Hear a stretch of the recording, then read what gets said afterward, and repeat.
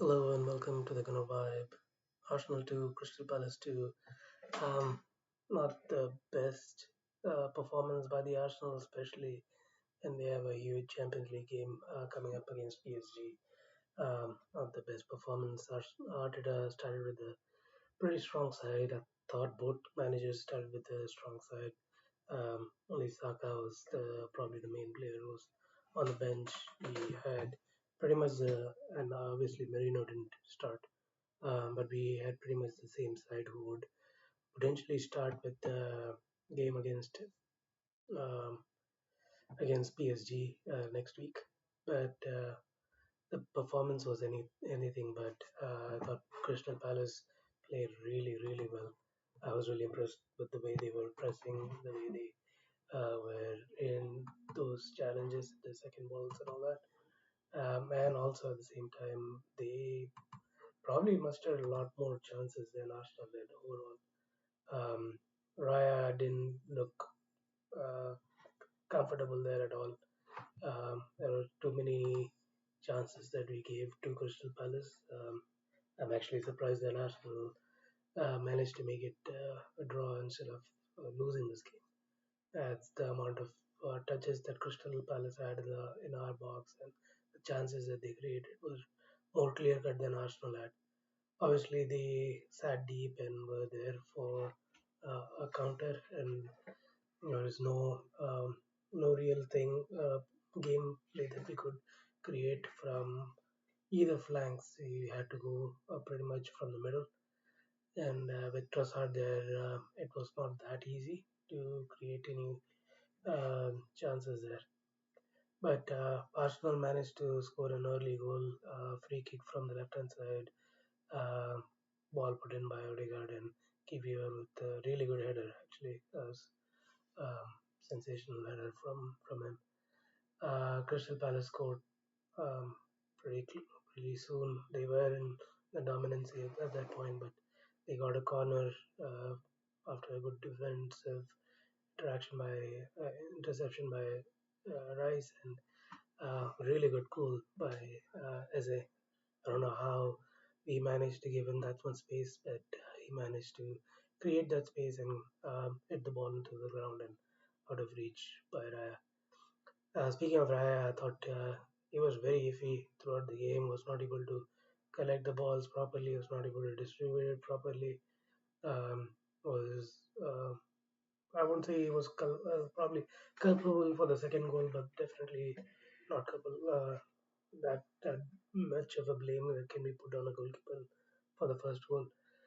But he had the curve, like I said, passing was not great. He was not able to get to catch the ball multiple times. In fact, Crystal Palace had a couple of chances, especially in the second half, where the ball was either just missing the post because he tried to come collect it and just missed it altogether. I think happened at least a couple of times throughout the game. But he did manage to make a couple of really good saves. One in the second half from Makui, and there was a couple other saves from others. There was one obvious error that he made, which gave the ball directly to Wharton, and Wharton, with Raya pretty much out of the goal, tried to chip in, but instead hit Partey. The second goal for Arsenal in the first half was by Trossard, really good passing there. Odegaard to I think to Trossard, and Trossard turned and hit in one of the Palace players to make it 2-1. And the second goal was pretty much a comedy of errors. Saliba passing to Odegaard and pretty much boxed in with Mateta coming in to pressure him. And he tried to pass it to Odegaard. Odegaard lost the ball in a tight area and Mateta chipped the ball over Raya, who was backpedaling into the net.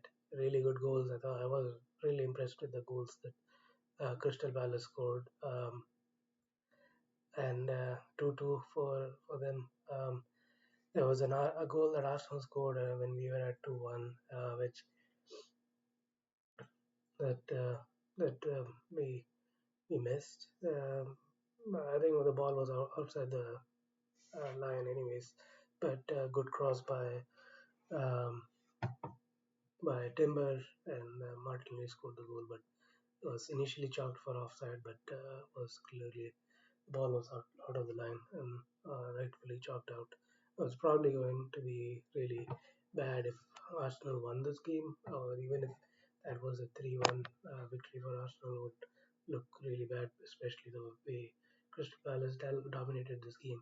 I definitely felt that they deserved to get something from the game.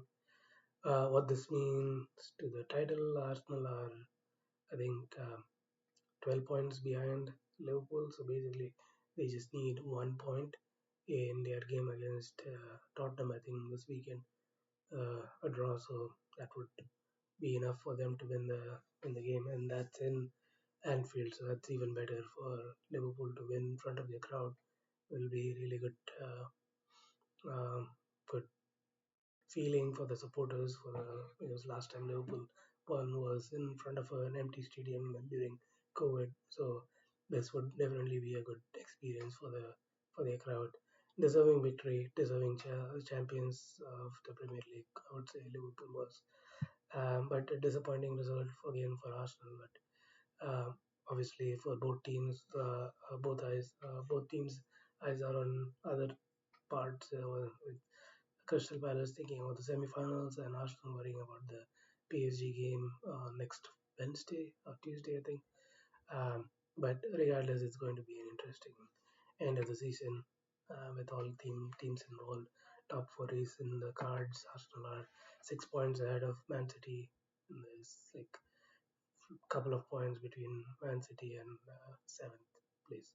I think it's Aston Villa. But overall disappointing. But we did what we could to maintain our uh, exposure and get all the players involved for the game against PSG. But until then, thank you and come on, you Gunners.